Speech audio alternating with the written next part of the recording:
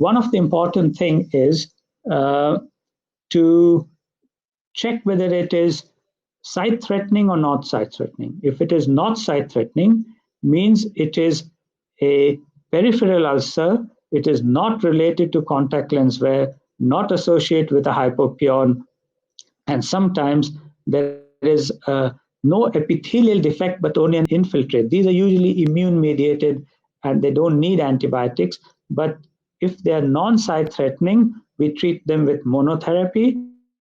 If they're site-threatening, which is the opposite, greater than 3 millimeters hypopyon associated with contact lens, and like you see on the right, then we give them dual therapy. And these are the mainstay. We have the aminoglycosides, which are gentamicin, tobramycin, neomycin, amikacin, or the cephalosporins, the cefalozolin, first generation, second generation, third generation. We tend to use ceftazidime and cefuroxime a lot. Fluoroquinolones, again, gatifloxine, moxifloxacin are the latest generation, but we tend to use mostly levofloxacin as monotherapy. And then you, of course, watch and you change. So the way we start, if a site-threatening ulcer comes, we do cefuroxime 10% every 5 minutes for 30 minutes, gentamicin 1.5% every 5 minutes for 30 minutes. But nowadays we are using amikacin because we run out of gentamicin. If you're using monotherapy, use siloxane or levofloxacin, again 2 hourly, and you keep this treatment going for 48 hours. If there is no response as 48 hours, then we have a problem and we'll see what we'll do. But if you get a response, then you taper, but never taper below 4 times a day. Steroids you can, but not antibiotics, otherwise we will end up with resistant organisms. It's 4 times a day or you stop. There's a lot of work, a lot of papers on intrastromal, subconjunctival injections. I have not personally used any of these except very rarely. In fact, I've stopped giving subconjunctival. If you give that regime, I said every 5 minutes for 30 minutes, you can get the same concentration in the cornea and the sclera as you get with a subconjunctival injection. So subconjunctival injection is okay the first time, still painful, but subsequent injections become more and more difficult because of scarring. So we tend to avoid that. Then there are systemic antibiotics. You can have ciprofloxacin if the sclera is threatened, 750 milligrams twice a day. Doxycycline is an anti-protease and it helps with the melting. So we almost always give doxycycline to all patients. You need a mydriatic drop, and it's very important. This not only stops the synechia occurring in the center, but it also relieves the ciliary spasm and relieves pain. Don't forget anti-glaucoma. If the pressure is high or you're worried with all that fibrin in the AC, then oral treatment better than any drops, because some of these drops, the mechanism of action may not work when you have so much of corneal infiltrate and so much of AC activity, and then something for pain. And sometimes you might have to give even morphine or cocodamol, something like that for pain. So these are very useful adjunctive treatments in addition to the antibiotics, and they all form part of the management therapy. When do we use steroids? So only after a definitive response to treatment has been documented. And you know this happens, and sometimes you tend to lose it earlier than later. So if there's a graft with an infection, as you see on the left, then there's a risk of rejection being triggered. So you would tend to use steroids as soon as you feel that a response has started, and sometimes earlier than for other situations. So how do you know things are improving? It is not epithelium starts to heal. Most residents in the exam will say that. Reduced pain and reduced discharge are the two first indications that the cornea is getting better. And make sure that the nurse in the ward round hasn't wiped the discharge away so you think it's getting less. You ask the patient. Then you'll find that the edges of the infiltrate become more less defined. There's reduced edema. The density of infiltrate becomes less. The AC cells become less. And then the reepithelialization starts. So there are a lot of early indicators of response to treatment, which you must see within 48 hours. Otherwise, you have to stop and reculture or rebiopsy. So if the symptoms are worsening, both symptoms and signs, like I said, stop all treatment and you have to stop it for 24 hours after having treated for 48 hours. Then we re-scrape or re-biopsy. And if you get this clinical situation, we see very often the patient responds and then stops responding and get worse. So consider mixed infections, bacterial, viral, fungal, acanthamoeba. Check for drug sensitivity and check your laboratory tests. So one word about the laboratory test versus clinical. If the culture says, or the sensitivity test says the patient is not sensitive to the drug you're using, but the patient is responding, then don't change. Because the way they do the culture sensitivity is they look at serum levels for treating systemic infections. The concentration we reach in the eye and in the cornea by topical intensive drops is several times higher. So even though the minimum inhibitory concentration may not be reached by the serum dilution of the antibiotic, it is still working. So if it is working, don't change regardless of what the laboratory result tells you. But if it's not working, then obviously you got to change. And sometimes don't forget drug toxicity. Here's what you can see. This is the up-down sign we published. The lower part looks red, the upper part is not red. And you can see there's also sometimes an ulcer. This is a classic sign of drug toxicity, and it can also reflect in epithelial toxicity. That's why your patient is not healing. Very common with the then response to therapy, you can say the infiltrate becomes less, the infiltrate goes, the little scar left. So a very good response to treatment. We've all seen these. When it happens, we are happy. Again, if there's an epithelial defect which is not going, but the infiltrate has gone, you can put a bandage contact lens. That helps. You can keep your antibiotics going, but change the lens every 1 week if you're keeping it with antibiotics. If there's a perforation, then you have to glue it with cyanoacrylate glue. So we're looking at some of the interventional options. Here are some examples of cyanoacrylate glue for a desmetocele that was leaking. And sometimes if there's a lot of loss of tissue, you have to excise it and do either a tectonic graft, as you see over here in the periphery, and then followed by a penetrating graft for visual rehabilitation, or as you see over here, for non-healing defects. This happens quite often if the sensations are low. So testing sensations at any point is important, particularly if you see a non-healing defect, because it is neurotrophic keratopathy with peripheral cause. The ulcer has caused the corneal nerves to go, so you might have to do central or a lateral or a suture tarsorrhaphy to get this to heal, and this is really the gold standard. But we nowadays also use amniotic membrane. This is an example of a herpetic eye disease melting to get that to heal.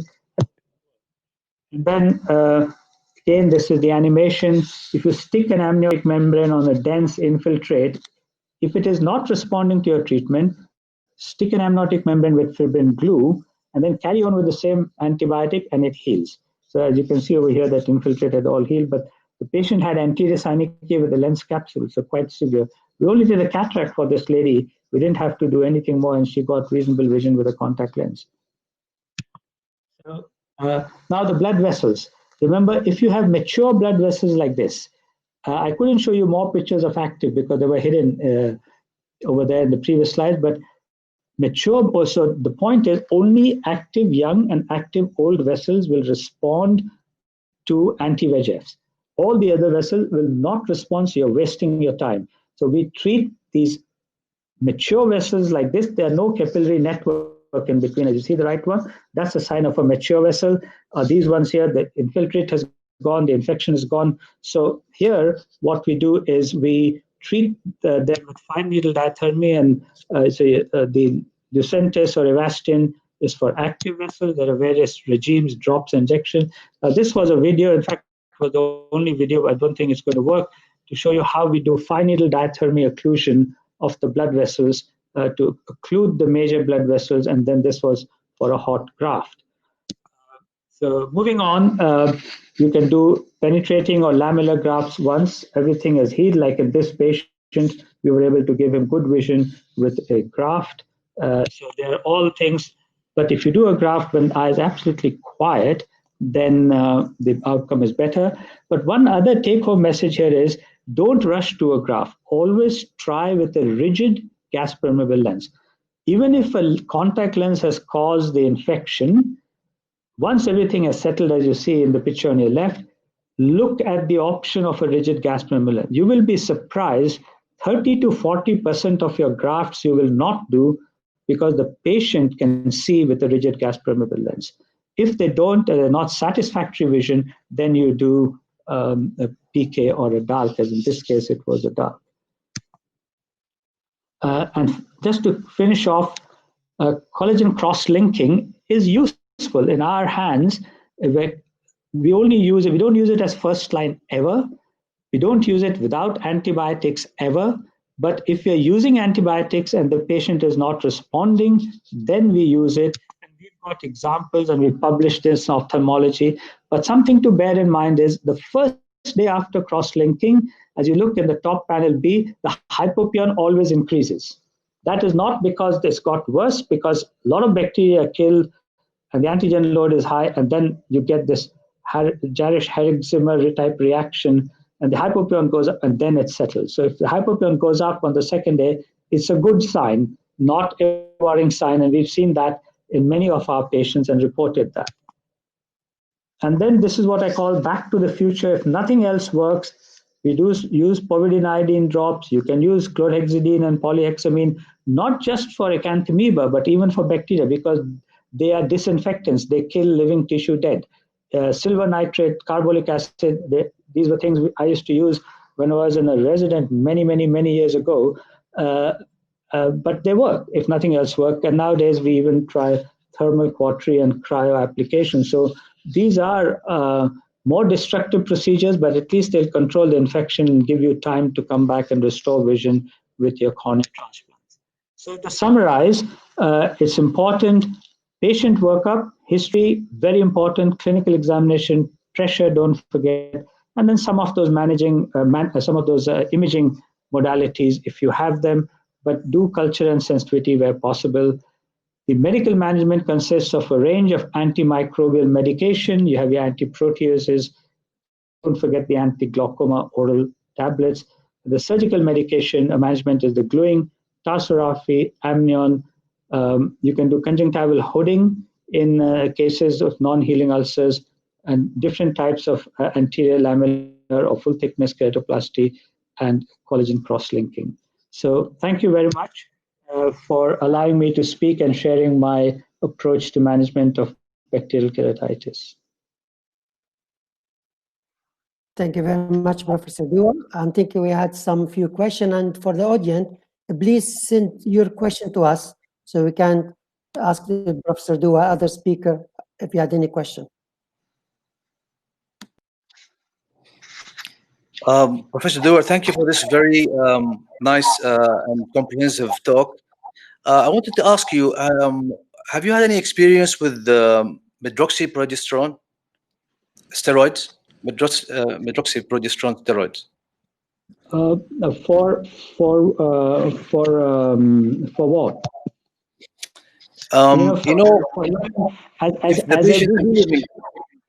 We use medroxyprogesterone, we use triamcinolone, for many things. We use it as subtarsal injection. We use it for we use it as orbital floor injection, also intravenous. And intravenous, particularly the medroxy, we use it prednisolone for patients with graft rejection or with severe scleritis, secondary to, for example, even acanthamoeba, but not primarily for bacterial corneal ulcers of the kind I was talking about. Because we've been using that at King Khalid Eye Specialist Hospital for quite some time, maybe even before 2005 and 2004. For bacterial keratitis. Once the patient starts improving and we see signs of improvement, we use it as an anti-collagenase. It's a start of steroid, and then as the patient improves, we can shift maybe to a stronger steroid, maybe fluorometholone, and sometimes even Bedford acetate. Well, fluorometholone is not stronger. I don't think so. But what we tend to do is when the patient responds, usually it's within 24 to 48 hours, we give them drops of Predsol So that is prednisolone acetate 0.5%. So we don't go for the strong one. We do the opposite of what you do, and only twice a day, because what happens is that you can very easily see reactivation of the bacteria when they're still there. Remember, it is not just your antibiotics, but also the host response that is helping to kill. And if you suppress the host response, they become more difficult to treat.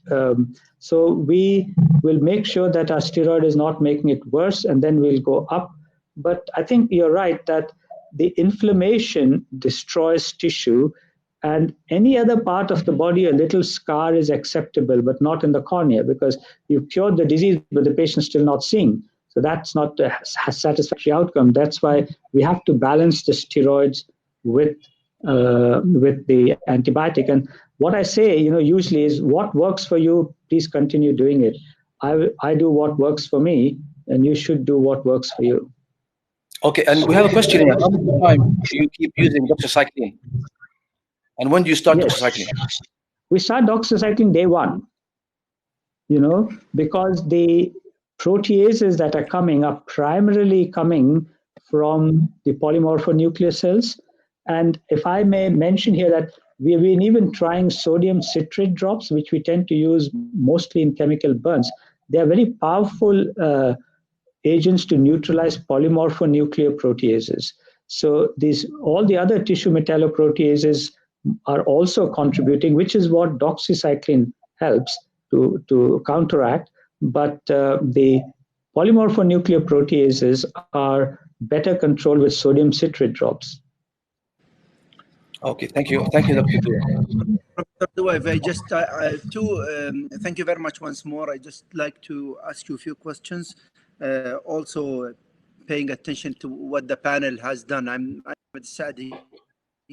So hello there. My question is, hi there. How are you, sir? Good. Very good. Professor Dua, the question is, you have mentioned correctly MIC. And MIC is really very important concept for general ophthalmologists and for even cornea surgeons. One question I want to ask about resistance. When we talk about resistance, I had a discussion with a microbiologist, and he believes that the MIC level we are using in fortified antibiotics is maybe 10 to 50 times MIC, of the MIC minimally inventory. So correct, yes. How do you deal with resistance when you have patients who are getting really fortified antibiotics?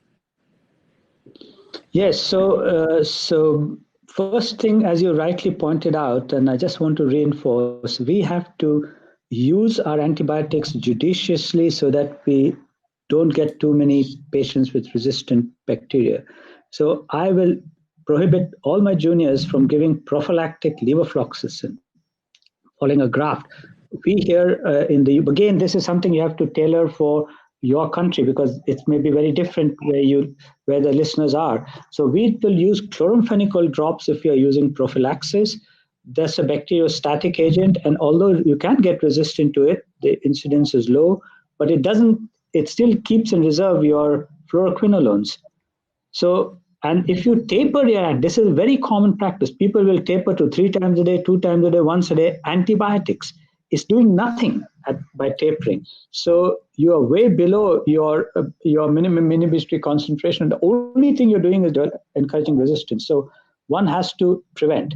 Now, if we have a situation where the patient has got a resistant bug, and we will change to a more sensitive, if the sensitivity tells us there is one, and if we don't have anything to do, then we'll do a therapeutic excision and a graft. One can try an amniotic membrane before you do that, because if you put an amniotic membrane and stick it with tissue glue on the ulcer, or even stitch it around it, and then keep your antibiotic going, the same antibiotic he's not responding to, the patient may respond. So you can do that as a step before, but otherwise you have to go for some other way of removing the infection. Thank you. And then you try, like I said at the end, nowadays silver nitrate, carbolic acid, the povidone iodine 5, they all tend to work, but they're very toxic and you can't use them for long. And what you will find, even with chlorhexidine and PHMB, suddenly the patient gets intumescent cataract. The lens swells because all the toxicity of the drug is now gone into the anterior chamber, and the iris becomes atrophic. You can lose the eye. So if it, again, try it for a short while. If it doesn't work, then move on to surgery. Thank you, Prof. Thank you.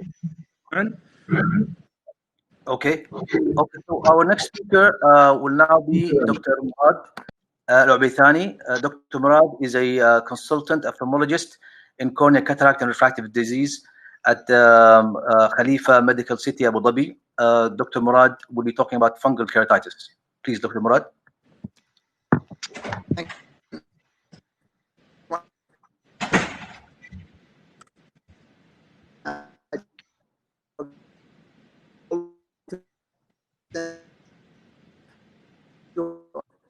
Talking about fungal keratitis. Let me turn on my camera. I'll be talking about fungal keratitis, an overview and updates. In terms of epidemiology, the fungal keratitis incidence varies according to the geographic and climate. Is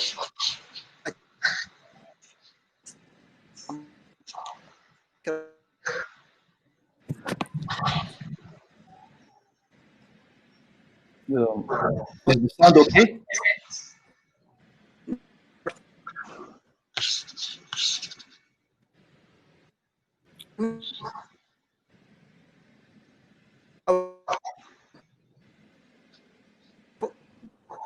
Dr. Murad?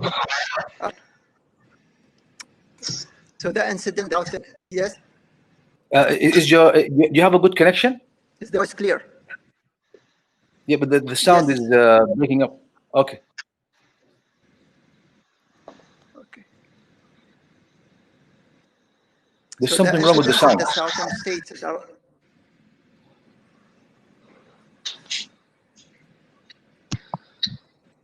There's something seems to be wrong with the sound.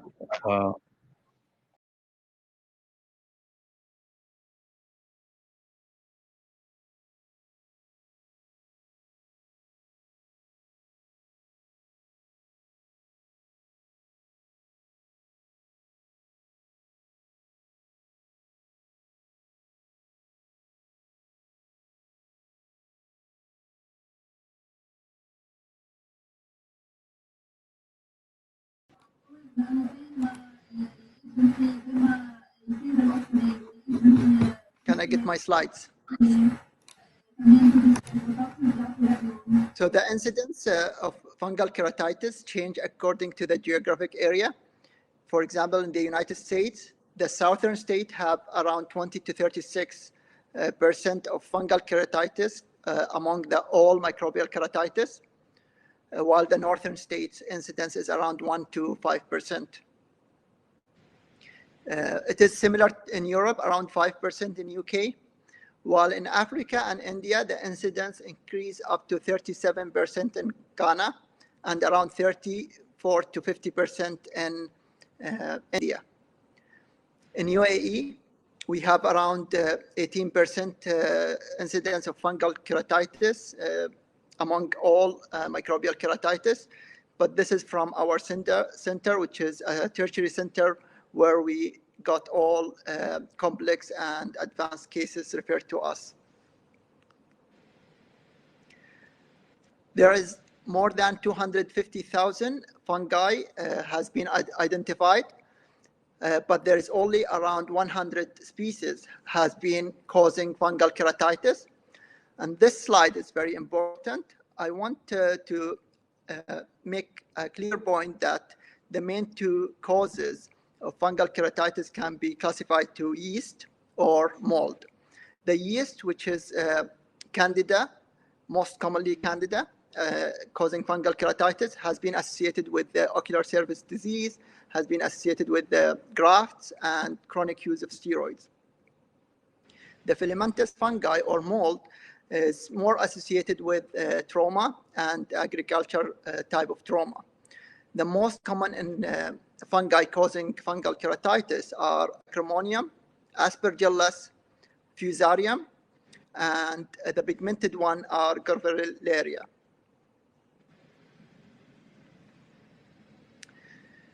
This is a retrospective studies done in our center by Dr. Tajuri.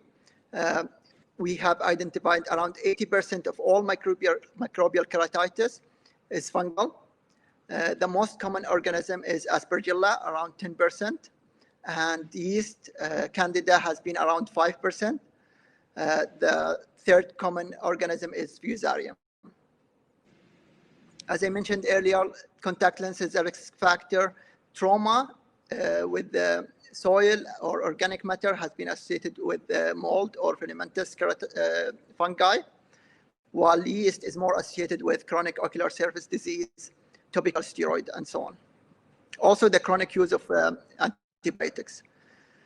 Now, looking at the clinical features, there are many clinical features that are specific for fungi, like feathery margin, elevated edge, rough texture, satellite lesion, as you can see in these photos, and endothelial plaques, as in the top right image.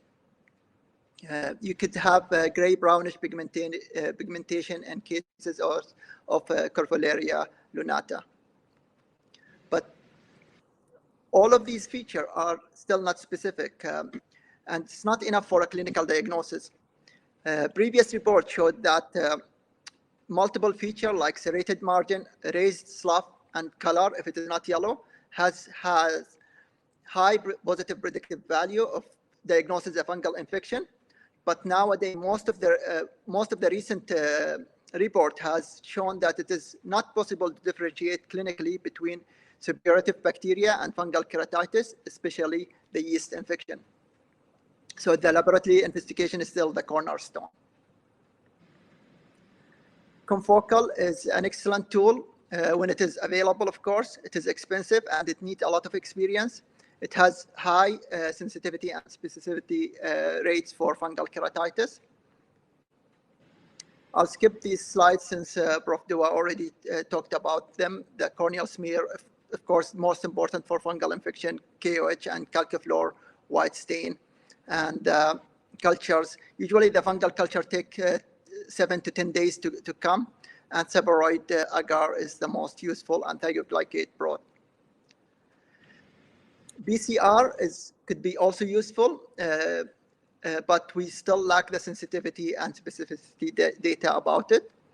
And in case you didn't get any information, you can take biopsy for culture negative cases and cases when you have deep stromal infection. Now coming to the most important part of this talk is the treatment. I think everyone will agree that treating fungal infection is always difficult. It takes longer time to heal, and it has challenges in terms of the treatment, in terms of the availability and the cost of the medication, and the long-term use of this medication. For fungal keratitis, therapeutic corneal transplant might be done early to help with the treatment as well. Now let's look at the medication. Starting from the most important medications, the polines, the natamycin has a good activities to Fusarium and Aspergillus, but it's less effective against Candida. It is the first-line treatment in the US because it is the only commercially available medication. Amphotericin is an excellent medication. It is, I think, the first line treatment for filamentous fungi. It has good to moderate activities against Aspergillus and Fusarium, as well as Candida. Itraconazole, it's also available. This photo has been given to me by Dr. Osama. He got this medication from India. It is itraconazole ointment. The itraconazole is good for Aspergillus and Candida species, but it's not good for Fusarium. Voriconazole is almost similar to itraconazole. Voriconazole 1% is also good for Candida, Aspergillus, but not good for Fusarium Solani. Fluconazole is another effective medication, but mainly against yeast. And it has minimal activities against filamentous fungi. So if you think of fluconazole with amphotericin, they will have a good combination against yeast. Let's look at the algorithm. It depends on the availability of the medication in your country. I think empiric treatment could be good with natamycin if you have it available, but the problem is the cost of the natamycin, or a combination of voriconazole and amphotericin. Amphotericin will be good for yeast and also to cover the Fusarium. The voriconazole is going to be covering other organisms. Then once you got a preliminary result, if it is yeast or mold, for yeast, as we said earlier, amphotericin is good. You can combine it with another medication like fluconazole, or cheaper, you can combine it with chlorhexidine, but you need a percentage of 0.2%. If you are dealing with filamentary fungi, natamycin is better. You can combine it with chlorhexidine, or you can use a combination of voriconazole and amphotericin. And once you identify the medication, you can tailor your treatment based on the organism. Other treatment considerations, of course, you don't use any steroid in fungal keratitis, but what happens most of the time is people will be already started by family physician or any other general ophthalmologist, given Tobradex most of the time. That's what I notice for the cases I receive. You should taper them quickly. Sometimes stopping them immediately can cause strong inflammation and melting. And you can consider topical cyclosporin or oral cyclosporin, especially for the cases after the transplant, of course. Epithelial debridement is good diagnostic and therapeutic. It helps the medication penetrate the stroma and be more effective. For severe cases like deep stromal scleral extension, you should consider systemic antifungal and consider intracameral amphotericin for severe cases, which has been proven to be useful. Also be aware of co-infections. So I usually start people on antibacterial medication, antibiotics, and combining them with the antifungal medication. When you are treating filamentous keratitis, consider early therapeutic graft, especially in those who have severe cases and if there is no improvement in 7 to 10 days. This is a case of acremonium candida. This is a young lady who had been using herbal medication in her eye. She presented with this thick growing fungus in front of her cornea. So debridement was useful. She was treated with the debridement 3-4 times within a week, followed by amphotericin voriconazole combinations along with oral voriconazole. She improved nicely, and this is her photos in the lower right after 2 weeks of the treatment. Let's talk a little bit about the evidence base and what we have so far. When they compared natamycin 5% and icoconazole 2%, they were equivalent in RCT trial. Natamycin was superior to voriconazole in the MUT trial, and the voriconazole should not be used as a monotherapy in the treatment, especially for Fusarium. Intrastromal voriconazole was not better than just topical. There was no benefit of topical plus oral itraconazole over just topical itraconazole. Topical amphotericin B and subconjunctival injection of fluconazole has been better than just topical amphotericin. And we use that in our center, but we only use the topical fluconazole instead of the subconj. You can consider chlorhexidine as a treatment, but you might need a higher concentration of 0.2%. Adding intracameral amphotericin in severe cases has been beneficial in the controlled trials. And this is also useful if you're going to do a therapeutic graft. Cross-linking for fungal keratitis was not been very useful.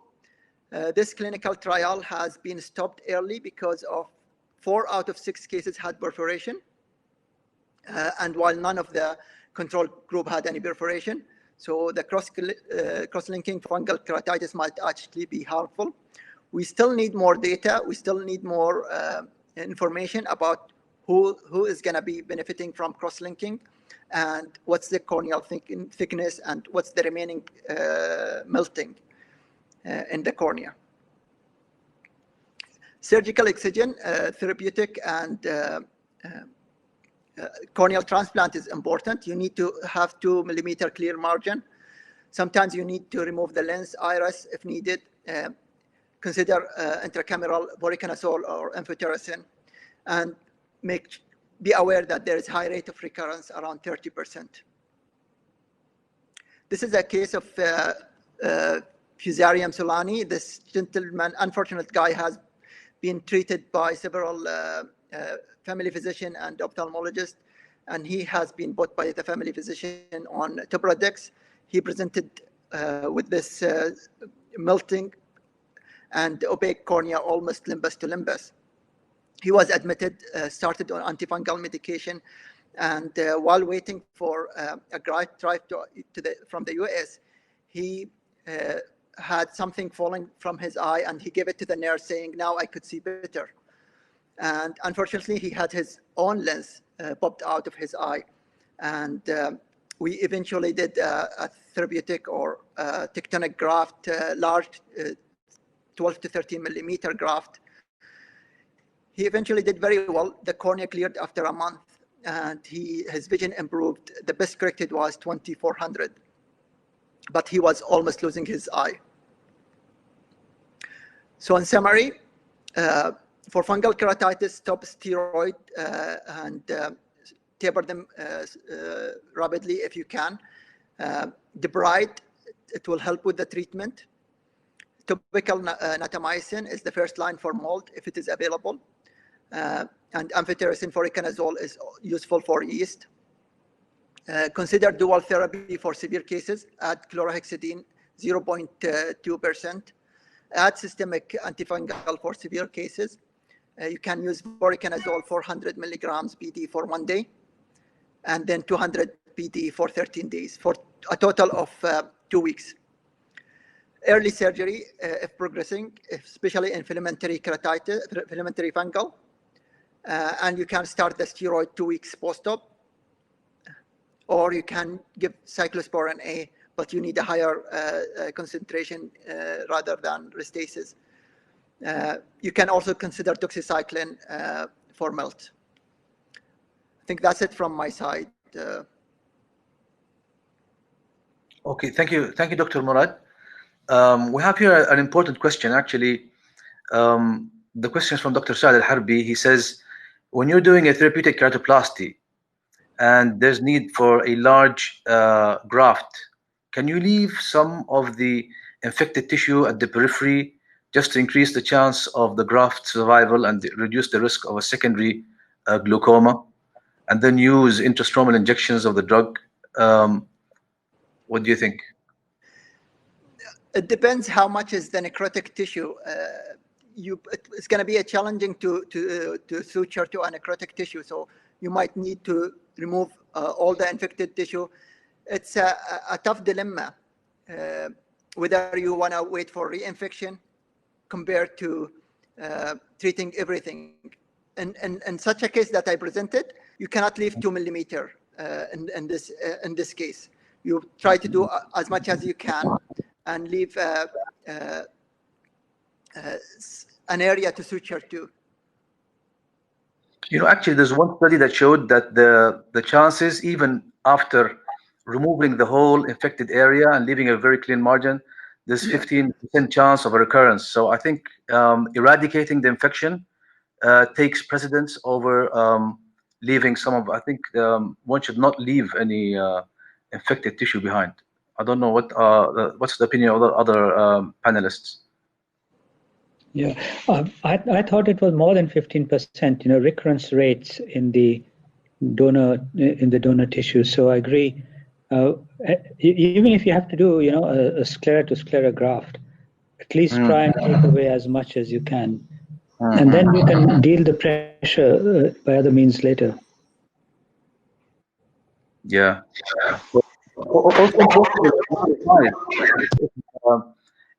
if the graft is like above 10 millimeters, one should like oversize by millimeter and possibly take more sutures, more than 16, possibly 24, even more, just to prevent gaping of the. Dr. Ahmed, Dr. and Dr. Osama, are there any questions you'd like to ask?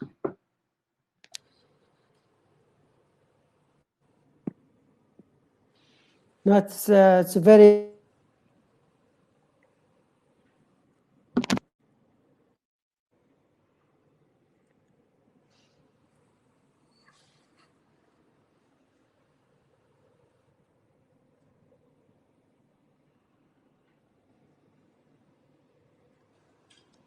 Is my connection slow or everyone is slow as well?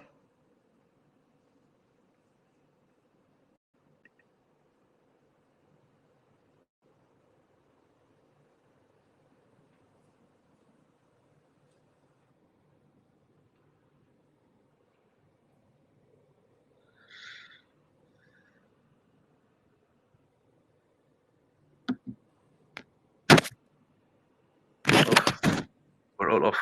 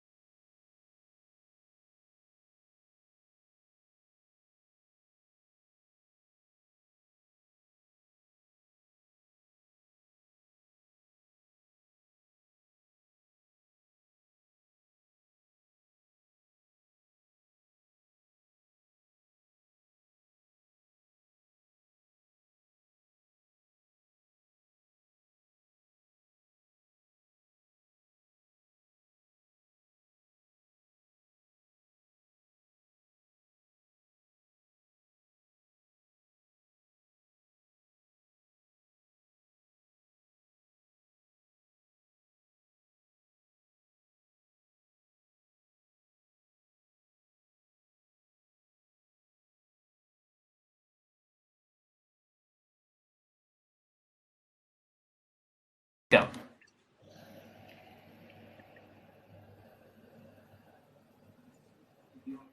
Okay, so our next speaker is Dr. Huda Al-Dhahri, consultant in research segment at Tuaim Hospital, Al Ain. She will be talking about Acanthamoeba keratitis.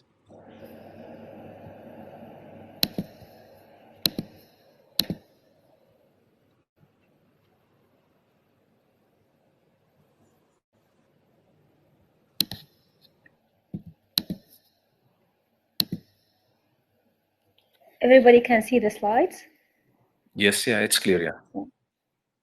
Thank you, Dr. Ma'an. Today I'll talk about Acanthamoeba keratitis. We know that Acanthamoeba keratitis is, Acanthamoeba as an organism is a single cell, free-living protozoa. There are more than 24 species, with 8 are known to cause keratitis in human. It's present in soil and in different water sources. The life cycle of Acanthamoeba is composed of 2 stages: the trophozoites, which are motile, the feeding, replicating stage of Acanthamoeba, and the cysts, which are dormant and highly resistant to extreme pH, temperature, and low nutrient conditions. Acanthamoeba keratitis is very common, and the most common risk factor is contact lens use. And it's mostly associated with poor contact lens hygiene. But it also can happen in non-contact lens user where there is history of trauma or exposure to contaminated soil or tank-fed water. The clinical presentation usually between the 2 groups is a bit different. For example, this is a 28 years old contact lens wearer who presented months after starting of the infection, and we can see the classic ring infiltrate. However, in non-contact lens where usually those patients present late, like this patient who's 26 years old, farmer who gave history of washing his face with contaminated tank-fed water, which we were able to diagnose with acanthamoeba only with corneal biopsy. Usually, the type of infiltrate in those patients localized, dry in nature, and with very few necrotizing effect on the corneal stroma. When it comes to clinical features of acanthamoeba, we know that the epithelial changes like punctate keratitis or dendritiform ulcer usually present at early stage of the disease. Ring infiltrate and uveitis usually indicate a late stage of the disease. When it comes to diagnosis, how we can diagnose acanthamoeba, it's very important to think about it, especially in patients who are wearing contact lens. This is an example of 3 patients who presented to our cornea service. The 3 patients shared a common history of being diagnosed as herpetic keratitis, and the 3 patients came with frequent topical steroids and oral acyclovir treatment for treatment of herpetic keratitis. And the 3 patients shared also a common risk factor, which is wearing contact lenses. So always think of acanthamoeba in patients with contact lens wear. And it's not uncommon to have patients with acanthamoeba misdiagnosed as herpetic keratitis, and it's reported in 50% of the cases. This is a bit confusing because early at the stage of the disease, the epithelial changes might mimic herpetic keratitis, but how we can differentiate between the two? Usually those patients will have poor response to antiviral therapy within 1 or 2 weeks of starting the treatment. The out-of-proportion pain that is classic for acanthamoeba might be absent and does not rule out acanthamoeba infection. Usually herpetic keratitis will speak for itself. Those patients will have history of recurrent red eye. Other risk factors in the patient history is contact lens wear and exposure to contaminated water or soil. So this is another example. Usually most of the patients, they will have something clinically or in their history that might guide you to the diagnosis of acanthamoeba. This is a 19-year-old male who is a contact lens wearer. He was diagnosed with herpetic keratitis.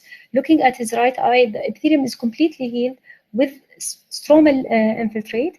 But if you look carefully at the left eye, there's like subepithelial dendritic shape changes, which takes up fluorescein, indicating a bilateral infection with acanthamoeba.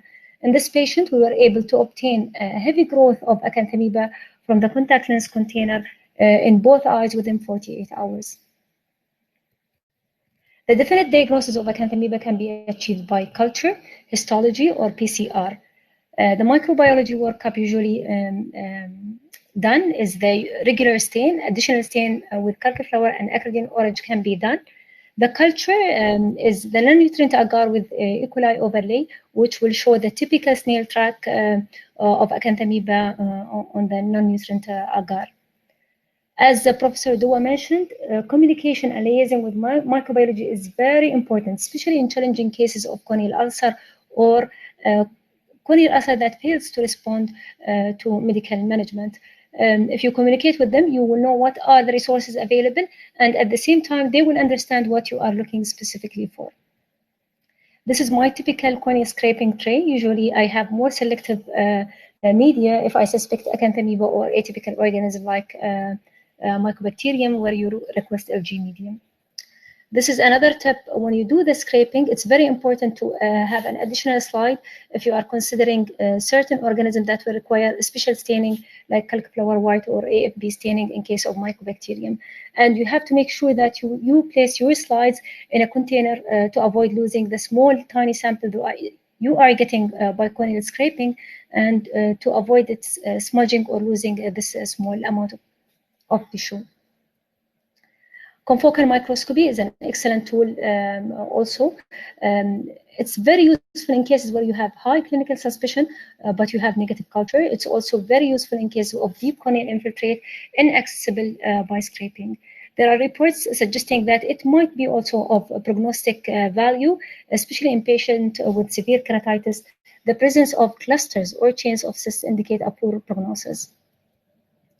Yes, it has a high sensitivity and specificity rate, but we have to understand this is mainly center related and also operation related to the person, how he's used to read or identify acanthamoeba cyst within the stroma. So, however, it is still a non-invasive adjunct diagnostic tool in diagnosis of acanthamoeba. PCR is another high sensitive and specific tool. The advantage of PCR in patients with chronic corneal ulcers specifically might be very useful to rule out fungal, bacterial, and herpetic from a single specimens. The issue with PCR, it might be expensive. It is an expensive technology, and it might be not accessible to many ophthalmologists. The common medication that are available against acanthamoeba are biguanides, diamidines, and azoles. Biguanides and diamidine are the most extensively studied anti-acanthamoeba medications, and we know that both have an excellent anti-cysticidal and anti-amoeba effect. However, voriconazole is not a proven cysticidal medication and should not be used as an monotherapy. Biguanides are considered the first line of treatment. Usually PHMP and chlorhexidine have equal efficacy. They can both be used as monotherapy, or we can add additional diamidine to the regimen. It has less epithelial toxicity compared to diamidine. Diamidine should not be used as monotherapy, though it is cysticidal. However, this effect might be changed by the concentration of the medication, changing the concentration of the medication. So it's always better to use combination of biguanides and diamidine. This is the most common regimen used in treatment of acanthamoeba. And usually the medication started every 1 hour for at least 48 hours, day and night. Later on can be tapered to 1 hour for 72 hours, later on to 2 hours for 3 to 4 weeks. After the 4 weeks, you can tailor your treatment based on patient response to treatment. We have to remember that this medication will be used for long duration, at least for 6 months, and most of the patient might have element of toxicity. If you have a patient that you started treatment and they still have an element of congestion, severe severe anterior chamber inflammation, and you suspect a toxicity, you can stop the drops for 3 to 7 days and reassess the patient. If patient continue to progress, you have to think of other possibilities like co-infection, commonly with herpetic, or fungal infection, especially in patients who are wearing contact lens or patients who are exposed to soil or contaminated water. Topical steroid use in such cases is controversial, but we know that if steroids are started before the diagnosis of acanthamoeba, it carries poor visual outcomes. It can be used with caution in specific cases like severe anterior segment inflammation, iridocyclitis, or scleritis. If you are planning to start steroids, it's always very important to start low potency with low frequency, and you can adjust it later on. And make sure that the patient 2 weeks before starting the treatment, patient already on anti-acanthamoeba treatment, and the anti-acanthamoeba treatment should be continued 4 weeks after stopping the steroids. In most of the cases of acanthamoeba, medical treatment is successful. Rarely, in few cases that you might need keratoplasty, and this is indicated in certain cases, like patients who failed repeated gluing in case of corneal perforation, or intermittent cataract, or cases of fulminant corneal abscess with poor response to medical treatment. PK, we know that penetrating keratoplasty in the acute setting carries a high failure rate, and we know from few reports from Singapore that LKP have a better graft survival in such cases if you have to do keratoplasty in the acute setting. So what about cross-linking for AK? In vitro studies showed that it does not have a significant cysticidal effects on acanthamoeba. However, there are reports that it might be effective in certain cases. So it is an option, maybe for, in addition to medical treatment, for a severe corneal ulcer that failed to respond to medical treatment. This is the published case series and case reports about cases of acanthamoeba treated. What worth noticing in this case is that most of the patients respond very well to cross-linking, except in Hagar and his colleagues who reported 5 cases which eventually needed penetrating keratoplasty. The prognosis depends on severity of the disease at presentation, and we know that if the diagnosis is delayed more than 3 weeks, it carries a poor prognosis. This is an example of 19 years old that we mentioned earlier, who was a contact lens wearer. He presented 2 weeks after being diagnosed with herpetic keratitis. He ended up with excellent vision. This is the last photo for him 1 year after resolving of the infection. He achieved 20/30 vision with correction. The second case, this is the 28 years old, who presented very late, 3 months after diagnosis. And she ended up with very dense scar and hand motion that required penetrating keratoplasty. In conclusion, diagnosis and treating acanthamoeba keratitis is challenging. Always think of acanthamoeba in patients who have underlying risk factor, most commonly in contact lens wearer. And early diagnosis is the key for a better outcome and to save the eye of the patient. And lastly, there might be a future direction toward more targeted therapy that targets the immune response of the host rather than acanthamoeba itself. Thank you very much.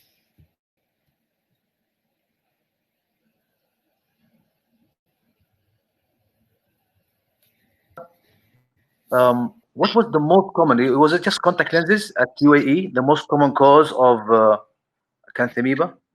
Actually, we don't have a clear data about the number of cases of acanthamoeba, or we did not have a clear data indicating how common it is, at least in my center.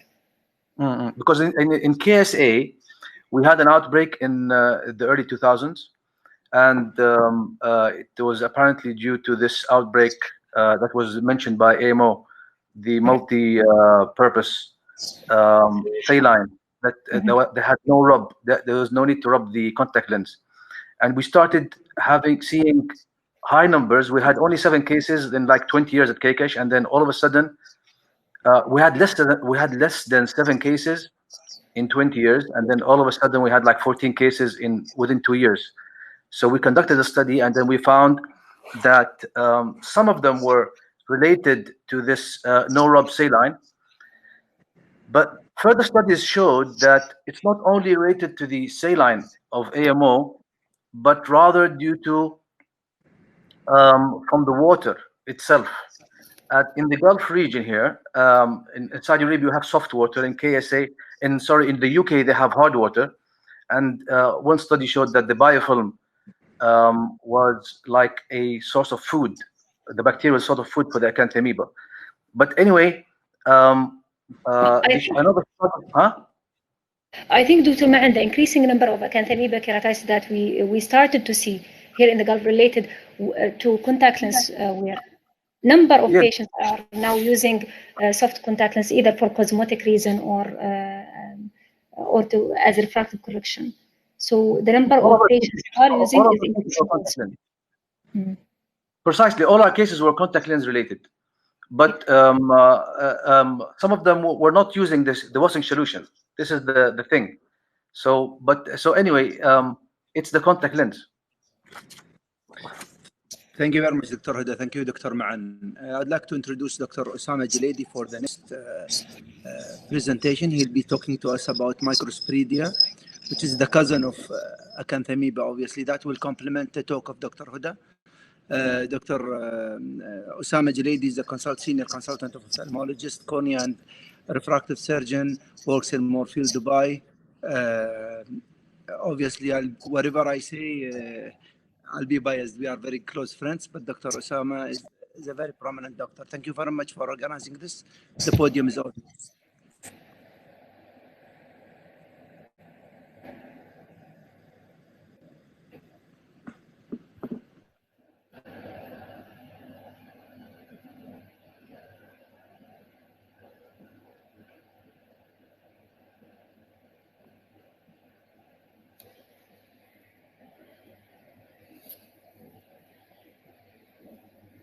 Is my screen now on? Because I don't see it. Dr. Ahmed? Is the screen on now? My screen? Is it my screen shared? No, it's still not shared. No. I'm not sure why it's this. Okay, why is that?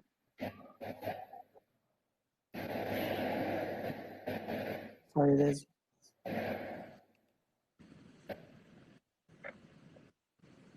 Is it okay now? It's still, we cannot see anything. Can you see it now? No, we can't see. It's just a white screen. Unusually, I saw. Okay, yeah, now it's on. Okay, that's fine. Sorry for this, a bit slow in my connection also. I think some of the audience also they have a bit of problem. How's it now? It's still downloading. Okay, now we can see your first slide. Okay, so if there's any stop, please let me know, okay? So thank everyone, and sorry for this some intermittent connection problem. So basically, I'm going to talk about Microsporidium keratitis.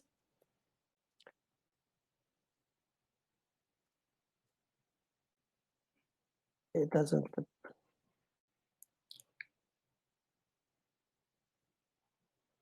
So Microsporidia is emerging ocular pathogen. That's because we increase clinical awareness and improve diagnostic capability. So we can hear more about Microsporidia now than before. Basically, Microsporidia is a tiny spore-forming obligate intracellular eukaryotic protozoa parasite that belong to phylum Microsporia. However, recently it has been reclassified. It's not as protozoa, it's classified as fungus. And at least the 14 species that can affect human being, and that can affect a different organ like intestine, oculus, sinus, pulmonary, muscle, or renal disease. But the most common one is the intestine. There's many predisposing factors, people why they can have Microsporidia.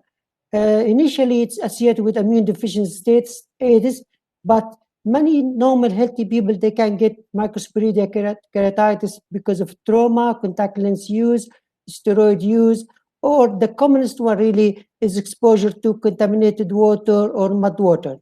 And there's one medical legal case in America, for example, where water park patient that's medical legal aspect that he had the Microsporidia because of the contact with the water.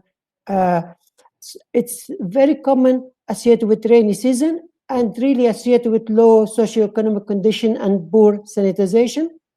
There's many reported outbreak, mainly really in India and Singapore. The first cases of ocular Microsporidia was diagnosed in 1973, and it's really still considered as rare ocular disease. However, usually the commonest presentation is superficial punctate keratoconjunctivitis, stromal keratitis less, but it can cause scleritis or endophthalmitis. Superficial punctate keratoconjunctivitis, usually patient presented with multiple punctate erosion, raised, coarse, large, and really they have characteristics stuck on, like you feel like it's raised a bit and you feel like you want to remove it from the cornea. And in contrast, where the deep stromal keratitis, usually it happens in a healthy person. Usually they have a chronic slow progressive infection. It can be focal or multifocal. It can be associated with ulceration, and usually it can mimic herpetic keratitis, fungal or typic mycobacteria, or low variant bacteria keratitis. It can associate with uveitis. Usually it's because it's chronic disease, it's creating cornea vascularization and can perforate, and usually they have poor prognosis compared with the superficial one. To diagnose it, really, you need to do cornea scrape and conjunctival scraping. Most common staining using is modified trichrome stain. And one study looked into different stain, and they found that KOH with cauliflower white, the percentage to be positive is very high. The second one is the Nielsen modified one stain. Gram stain tends about 80%, and Gibbs stain tends to be less sensitive than other. The other diagnostic method is BCR, which is very helpful also to classify the Microsporidia. Confocal microscopy is very good because non-invasive, and that can help you to diagnose Microsporidia, same like with fungus and acanthamoeba. Biopsy tends to be a very good idea to get a good result. The organism usually cannot grow in our normal culture, but it can grow specifically in cell culture. To identify the species, you could do that by BCR or electron microscopy or immunofluorescence staining. However, usually very few centers they have ability to do that, and it's really expensive. The treatment for microkeratitis, keratoconjunctivitis, usually is really self-limiting disease, and there's too many variation in the medication. So the first therapeutic option is topical antiparasitic, same like what you're using for acanthamoeba, chlorhexidine, BHMB, proline, or fumigillin. The other option, people using topical antibiotic. Hexamidine seems to be very good, and many studies show it's very effective. The other one, Eusporin. Fluoroquinolone also is very good, effective for that. The other one is the antifungal, also use it, and they show that it also have a good result. Usually, most of the papers show that vorconazole, nitromycin, that's the common use. So really, the Microsporidia seems to be a mix between, it's initially, as you said, it's parasite, and then it's fungal. So it's a lot of mixed medication. All the topical medication, you could combine it with or without systemic antibiotic, like albendazole or itraconazole. Patient, if he had mild strobal inflammation, may require topical steroid, but just for low dose. And usually, it's self-limiting and tends to settle down within weeks without any complication. In contrast to that, the stromal keratitis really is difficult to treat, and there's no definite medical treatment, but usually people use topical medication, usually using a combination, not single one, and to combine between BHMB, chlorhexidine, proline, or quinolones. Oral medication, usually when stromal keratitis, you need to use the oral medication. Albendazole, that's the most commonly used twice a day, but you could use itraconazole also. However, there's many patients, they will need therapeutic cornea graft. And remember that lamellar graft with this Microsporidia tends to have higher risk of recurrent. So this is a study show that looking to Microsporidia stromal keratitis is 30-40 cases. Basically, it's very common to be misdiagnosed. So almost like 27%, the initial diagnosis was herpes simplex keratitis, 18% was diagnosed as fungal keratitis. Microscopic examination with cornea scrape, almost 47% shows a positive. Histopathology tends to get much better result, 92% they show that's Microsporidia, and a surgical management needed for almost 74% of the patients. So this stromal keratitis is really difficult to treat. This is just one of our patients who came to us. He's 39 years old. He's coming with us in Moorfield. He first saw in 2015 with herpes simplex keratitis. After 2 years, he developed dendritic ulcer. He had the IgG positive for that time. And basically in January 2019, he came to us complaining of red eye photophobia.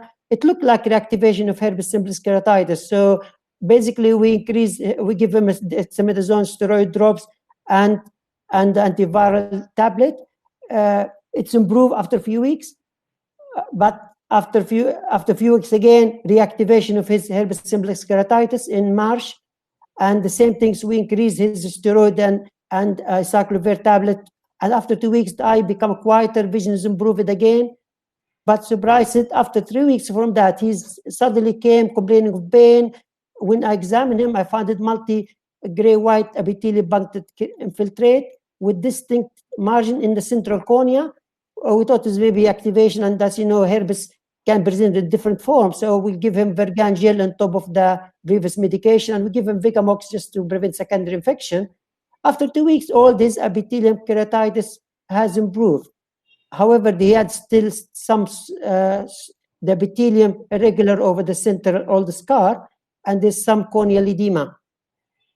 After 2 months from that, he had recurrent of multiple punctate keratitis. This is much wider this time, and we suspected Microsporidium, so we taken cornea scrape for stain culture PCR.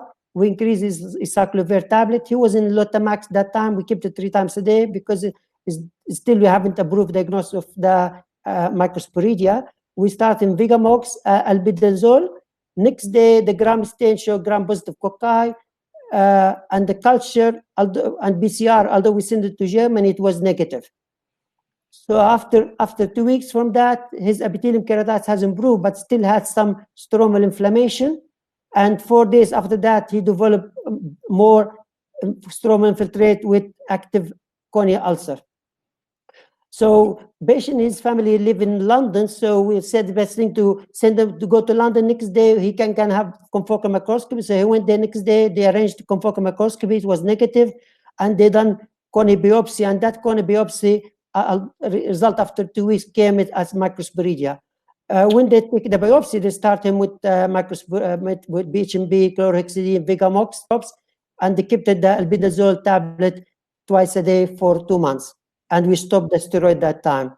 So in October, after 3 months from the initial treatment, the infiltrate much better.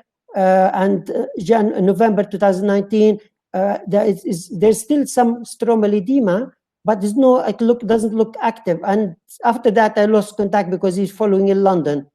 This is the second case, which is presenting on behalf of Dr. Huda. So basically, it's 29-year female doctors wearing daily contact lens, presented to local hospital in June 2019, complaining of redness, foreign body sensation.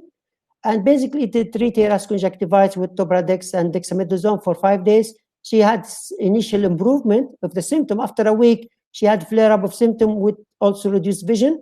When they examined the casualty, she had conjunctival injection, babyllion, but also this time she had multiple punctate keratitis. So they started in ofloxacillin and imidine and asked her to come to the cornea clinic and to see Dr. Huda. And this is 2 days after. So this is the clinical picture of the eyes. The patient had multiple punctate keratitis in the left eye. So they suspected microsporidia, so they did the cornea scrape and disproved it's microsporidia. And the patient had vorconazole, Brolin drops hourly and tablet after, and also they put her in itraconazole 100 milligram twice a day for a week, then tablet for another week. And this is the patient after 2 weeks, and this is after 4 weeks, the eye completely back to normal, everything settled down. So conclusion, microsporidial keratitis can occur otherwise healthy individual, although it was first described more with the AIDS patient. A really high index of suspicion will help diagnosis of this rare disorder. Microscopic examination of cornea scrape and cornea biopsy help establish the diagnosis. I think there's many cases. I think we misdiagnose them and we treat them as herpetic or fungal. Keratoconjunctivitis has characteristic raised coarse epithelium lesion. Really, it's very characteristic in the lookup and usually self-limiting. So sometimes we treat them, we're not aware, and they clear without aware that they are sporidium. Stromal keratitis, however, the initial clinical picture mimic herpes simplex keratitis and fungal. They tend to be slow, progressive course. It really is difficult to treat, and many of these patients need cornea graft. And thank you very much. Thank you, Dr. Osama. Thank you for this nice presentation. Now, just for the sake of time, I think we will take maybe 10-15 minutes discussion, if you will allow us, Dr. Osama. Yeah, it's fine. I have a few questions. We'll go through the speakers and what the audience has asked. I'll start with Dr. Murad. Dr. Murad, there is a question from the audience. What are the medications available as antifungal in the market in UAE?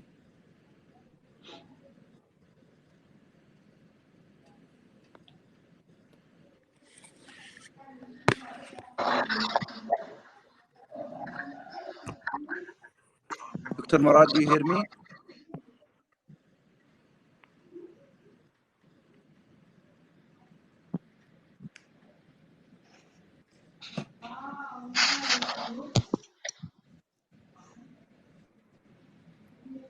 Dr. Murad?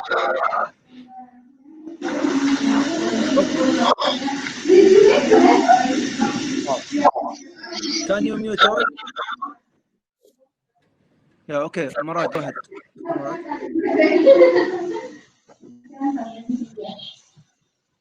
Maybe you can take it. Yep, there he is.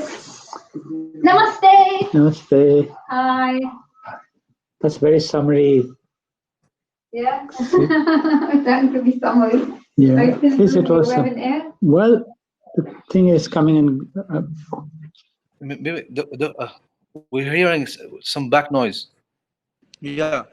So now I just called them to mute all except the panel and speakers. Dr. Ahmed, do you hear me?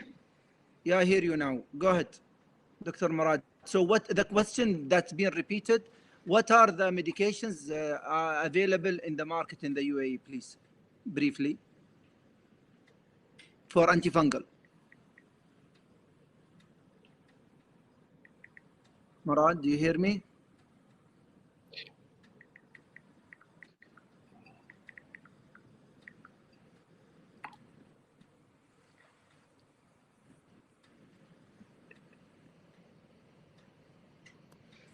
Okay, I don't know if you can hear me. So basically, I can answer this question. I can answer yes, that natamycin anyway. is available in UAE. Natamycin Go ahead. it's really is very tricky because it's not most of them is not easy available, and many places different. And natamycin, some hospitals they stock it, but you cannot get it in the normal pharmacy. Amphotericin is available, but you need to prepare it and voriconazole, but really expensive. That's the I got the itraconazole. Really, I got it from India myself and asked the patient to get it. Really, is very effective. By the way, I could show a picture of patient. Is really with the itraconazole is very effective ointment, and you could store it very cheap. But really, to get hold of it is a bit tricky initially.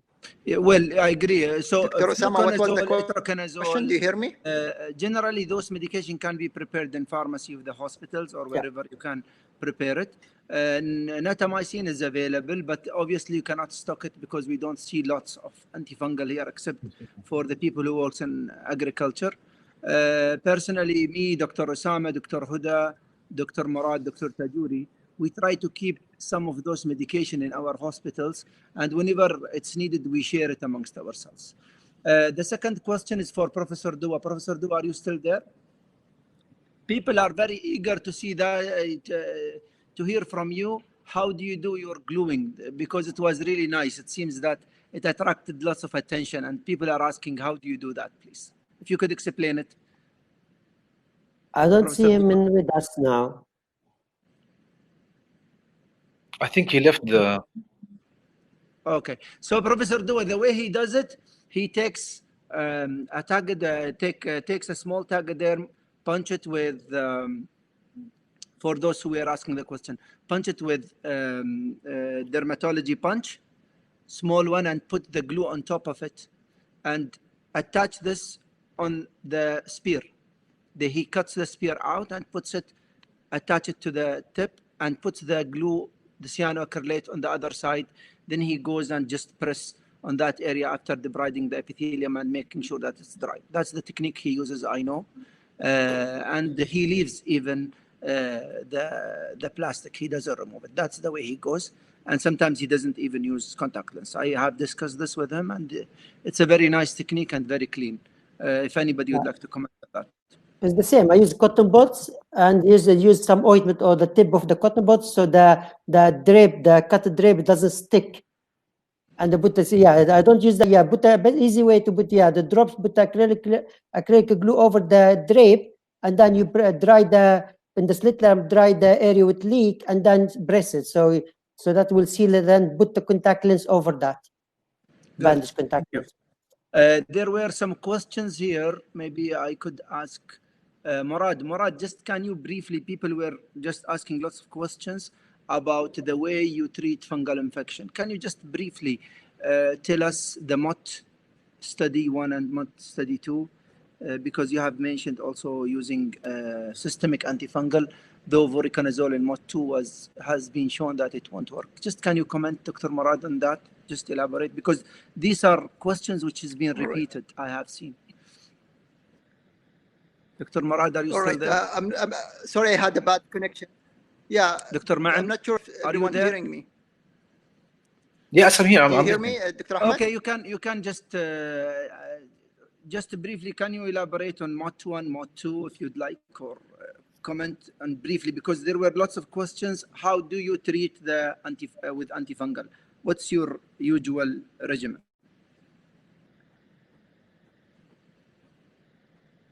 And do you inject intrastromally? Do you hear me? Dr. Huda, you'd like to comment on that, please? Since Ma'an is not hearing us. We can't hear you. Can you just unmute? Yeah. Thank you. Usually for treatment of fungal keratitis, usually I start the treatment if I have positive culture, and depending on the type of infection I'm dealing with. The MUT1 study showed that voriconazole cannot be used as monotherapy in such cases. So you have to always combine, especially in filamentary keratitis like Fusarium. You have to combine your therapy with voriconazole plus another medication like natamycin. The second MUT2 investigated the role of oral voriconazole or oral antifungal in treatment of fungal keratitis, and there is no difference between the groups who received the medication, oral medication, and the group who did not receive it. Good. Thank you very much. So I hope that answers the question. Dr. Osama, Yes. regarding the steroid, there were some questions again from the audience about the use of steroids. Now, especially after the steroid corneal ulcer trial, people are asking about the steroid. Dr. Ma'an has elaborated to the weak hydroxyprogesterone, which was mainly investigated for dry eye earlier because it was hormonal therapy, sort of, because it's a steroid, but it's hormonal therapy. Now, based on the Scott trial, what do you practice, Dr. Osama? And then usually for bacteria keratitis, really, I just using, if it's usually, by the way, there's a question about fortified. Usually, definitely fortified is better than monotherapy. If it's moderate bacteria or severe bacteria keratitis, usually I start antibiotic, no steroid. When I do the culture for everyone, strain. Once the patient improve, after like a week, I can started using induced steroid, but very low dose, like once a day, and see him next day and see response. And usually it's really to reduce the risk of haze, especially if it's the central. If it's the periphery, don't worry, because the steroid is just to reduce the risk of haze and the scar formation more, and may improve the symptom. But in the central one, you basically, because once you know that your ulcer is responding to the antibiotic, the same time you need to reduce the inflammation to reduce the risk of scar. So really, until you know that your ulcer is getting better and you know what you deal with, you shouldn't use the steroid. Talking about monotherapy, I have a question to the panel and to the speakers, as well as Murad if he's hearing us, and Professor Dua. Now we have the new generation of fourth cephalosporin, like bisoxazolidine. So people obviously thinking that this might replace the fortified antibiotics. I would like just to hear briefly from you. Do you think it's going to replace Dr. Osama? Not really. Not. I think it's with moderate and severe. It's better to use what's fortified. Really, I use vancomycin, gentamicin, by the way. Good, Dr. Ma'an. I think we're doing very well with bacterial keratitis. We have so many powerful drugs out there, whether fortified or the fluoroquinolones. Okay, Dr. Huda. I think it depends on the severity of the infection or how large is the ulcer. I wouldn't go with fluoroquinolones alone if I have large ulcer. But for a small peripheral, maybe I will use it. But for other, I will just go with fortified. Your large is more than 2 millimeters? What is your more than 2 central, deep stromal? I would go with fortified. So I think it depends on the case. Well, I came across a paper talking about monotherapy. Monotherapy, for those who has asked the question, Moxiflox, when it was firstly launched, it was found equivalent to fortified in one of the studies which was published, I think, in Cornea in 2013 probably. They found that Gatiflox, Moxiflox, and fortified antibiotics, they did as good. But 5 years later, the amount of resistance for Moxiflox has increased tremendously. MRSA maybe more than 60% is resistant. Other strains up to 30, 34, 5% were resistant. So monotherapy usually doesn't work. I think as monotherapy, and I agree with Dr. Huda what has said. The second thing is, which I want to stress, which I was asking Professor Dua about. He's available by the way line now. Professor I'm on Dua, the line, thank you. There? Yeah, I was here, but my mic was out. It's turned on now. Put him on. Yeah, I can go on. Yeah, my mic is on. My video is off. Hello. Professor Dua? Yes, I can hear you. You can turn the video camera on. I can turn the video on as well. Video camera on, Professor. Okay, there you go. Yeah, that's great. Yeah. Okay, So- till he comes in. So the other question is regarding the microsporidia. Microsporidia obviously is a very tricky business, and since the two cases were presented by Dr. Osama, one of them was yours and the other one was Dr. Huda's. How do you see acanthamoeba and microsporidia coming together, since you both spoke about the same topic, and how difficult to differentiate at the beginning, and even how much would you be comfortable carrying on with single like PHMB plus ciproflox? I leave that to you both, please. If I can Actually, just mention here, I mean, when a very nice presentation by Dr. Osama on this, and when I was looking at that, I thought, if you misdiagnose acanthamoeba and microsporidia, the treatment is exactly the same, more or less. So when you're giving the treatments, you will be treating acanthamoeba if you diagnose microsporidia and vice versa. Most of the drugs are similar. So only when you misdiagnose it as fungal or as herpetic, then the drugs are different, partly. Sorry. Actually, Go the on. case that I shared with Dr. Osama, the patient is a contact lens wearer. When she came to the clinic, she had subepithelial infiltrate, and I suspected acanthamoeba, to be honest. So I did the scraping, and I contacted the microbiology lab looking for acanthamoeba cyst. But later on, they called me back, and they told me patient will need AFB staining to confirm diagnosis of microsporidia.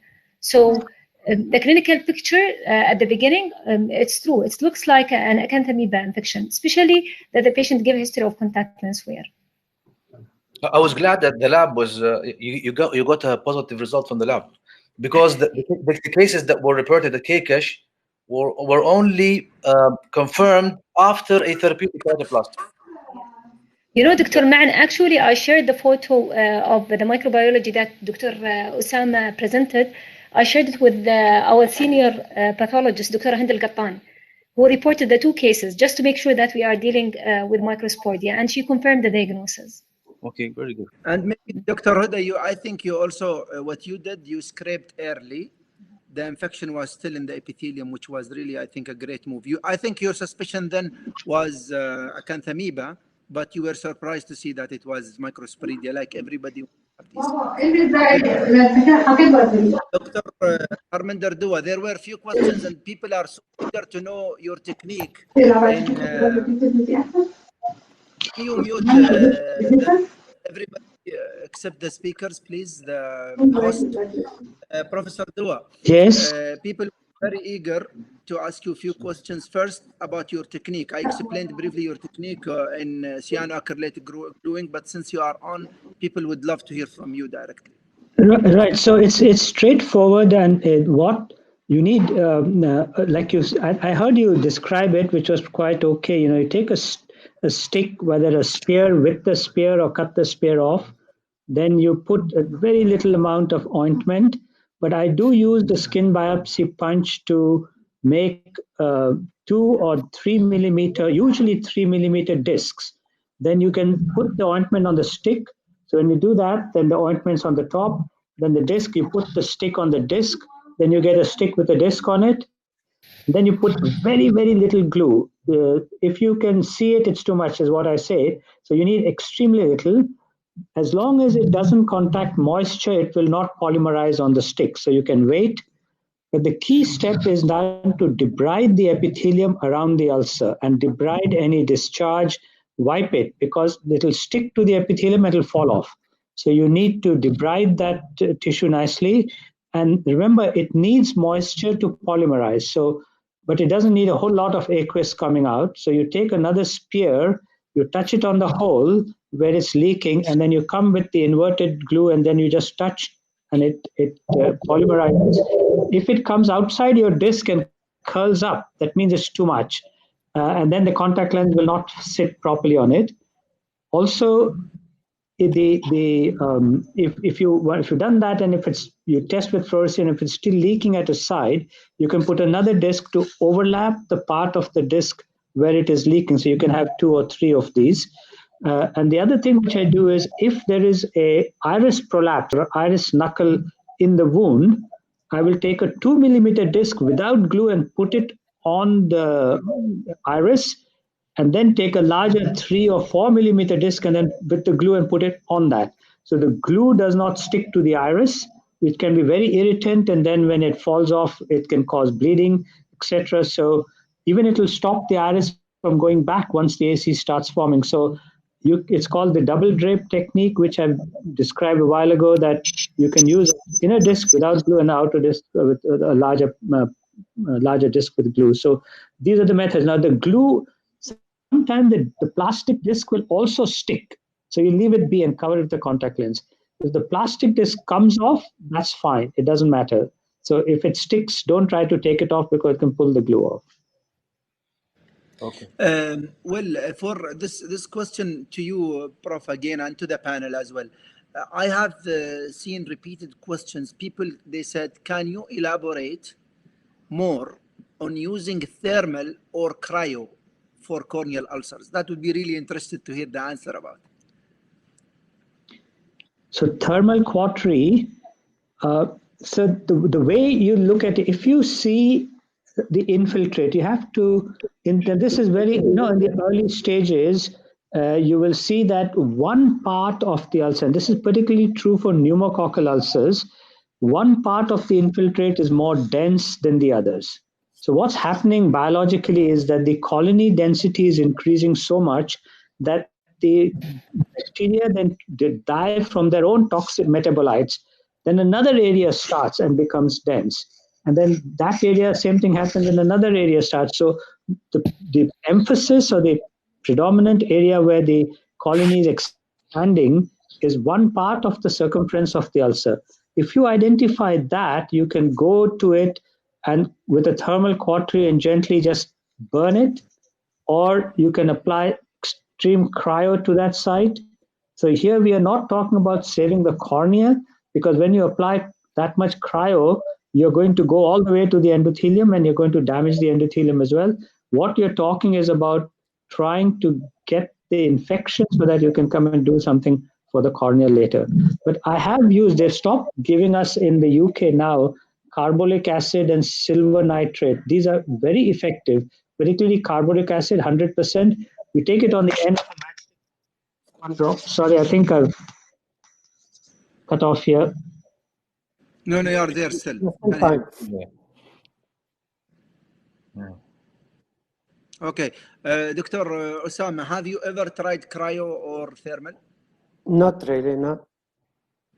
Dr. Huda? I've never tried it for infectious Murad, keratitis. are you there? Murad, Dr. Murad? Do you hear me? Ma'an? I wouldn't recommend it. Probably more tissue destructive and tissue damaging. Well, maybe.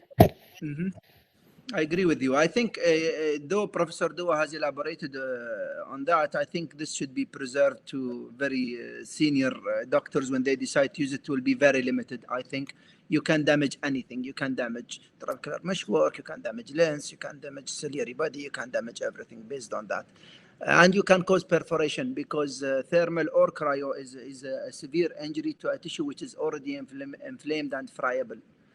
Okay. There's one question there, by the way. Just someone questioned that if you don't have a lab, well, I think if you don't have a good lab, you should send this patient to somewhere else. Really, don't start a treat antibiotic without have taken the culture. So there's no good reason not to do a cornea scraping for culture, everything before you start. If you don't have it, please send it to some center where they can do it.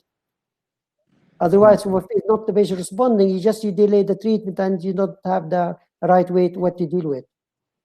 I have a question for Dr. Huda, please. Dr. Huda, you really gave us a nice talk on Acanthamoeba keratitis. I used to see at KKESH the problems from the overkill of the Acanthamoeba, pounding the patient with anti-Acanthamoeba therapy for a long time and possibly causing an overkill. So what is your recommendation? How would you start the medications? How would you taper, preventing corneal toxicity? We know that those medication, any medication that you will choose will be toxic to the cornea. So most of them they have epithelial toxicity. We know that the biguanides have less epithelial toxicity. My first choice will be going with chlorhexidine as a first-line therapy, and I add damidine in certain severe cases. Usually I start the first, as I mentioned, the first 48 hours, the treatment is extensive Q1 hour round the clock. But the 72 hours, which will complete the 5 days, usually I taper it to only while the patient is awake. And after 1 week, I keep it Q2 hours for at least 3 weeks, and I taper accordingly. After the 3 weeks, if I feel the patient started to develop severe corneal vascularization, the eye is very congested, stromal ulceration, usually I start to taper it and observe the patient if there is any signs of a worsening of the clinical picture. But in most of the time, if I go with this regimen, they do very well. You can stop your medication at any stage and start at least after the 3 weeks. You can stop your medication, give the patient the chance for epithelial healing by giving additional lubricants. But I think with this regimen, you don't have any problem. And you always have to taper your medication if you suspect medication toxicity. And the same question, sorry, Dr. Ahmed, and would you start steroids? And if you don't, why not? In acanthamoeba, I wouldn't start any topical steroids because sometimes steroids can make things worse. And we have to keep in mind that some patients might have a super infection with herpetic keratitis. You don't want to start steroids in such cases unless you have to. For example, if you have severe anterior scleritis, and usually in those cases, I prefer to give oral medication starting with ibuprofen. If it doesn't work, I go with cyclosporin in a collaboration with rheumatology, rather than starting topical steroids. Agree, Dr. Oda. Just I've seen one case of my patient of my acanthamoeba who developed also endothelial decompensation that was transient after stopping it in 3-4 months. She was very young patient. She was 25 maybe. She recovered, and it's not usually mentioned as Dr. Huda. Usually we talk about epithelial toxicity, but even with endothelial toxicity, it can happen, especially if you are using lots of medication for prolonged period. We all know that these chlorhexidine, PHMB, they are not meant to be medication for the eye. They are actually disinfectant that are used in swimming pools, and usually we don't get them from pharmacy. We get them from companies which bring them as detergents. They are really detergents. The question is to you, Dr. Ma'an. Somebody is asking, is Brolin available in KSA? Unfortunately, it's only available at tertiary centers. Brolin. It's not available commercially in the commercial pharmacies. So it's better if you have a confirmed case of acanthamoeba is to refer the patient to a tertiary center. Let me tell you this secret. Brolin is for £5 in UK, and it's over the counter. That's why we don't have it available here, because it's only £5, and it's over the counter, and nobody's interested in using it. So Dr. Osama is smiling. It's only for £5. That can salvage somebody's eye.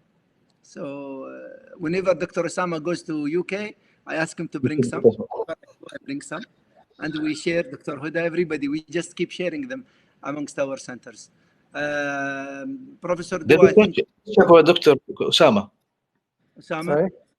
There's a question for you. How would you differentiate an adenoviral from a microsporidia? Really, it's first of all, it's just usually the adenoviruses, they have slightly different patterns. So you usually have a conjunctivitis. Then after a week or two, you had this punctate staining. Usually it's not the erosion, the punctate stain is not raised. This microsporidia description is really like a raised lesion. You could see like sand in the epithelium, and that if adenoviral, usually the punctate staining, usually in the epithelium or deeper.